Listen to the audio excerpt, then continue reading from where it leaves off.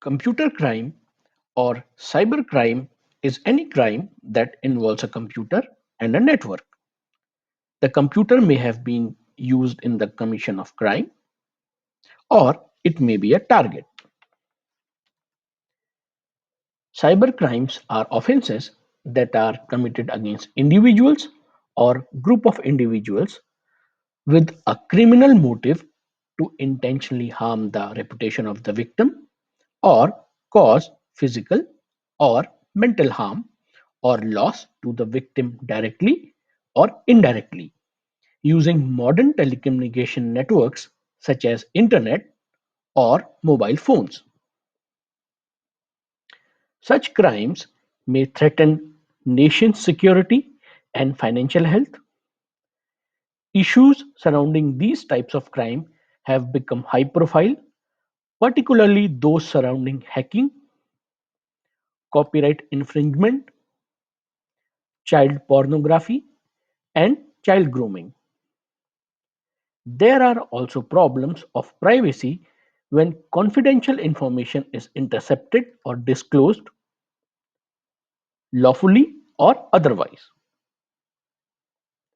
Internationally, both governmental and non-state actors engage in cybercrimes, including espionage, financial theft, and other cross-border crimes.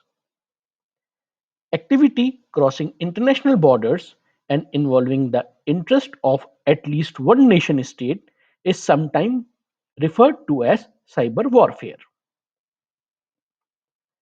Digital forensics is traditionally associated with criminal investigation and, as you would expect, most type of investigation center on some form of computer crime.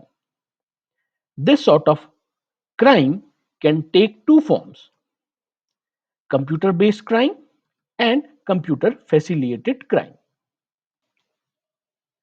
Computer based crime. This is criminal activity that is conducted purely on computers. For example, cyberbullying or spam, as well as crimes newly defined by the computing age.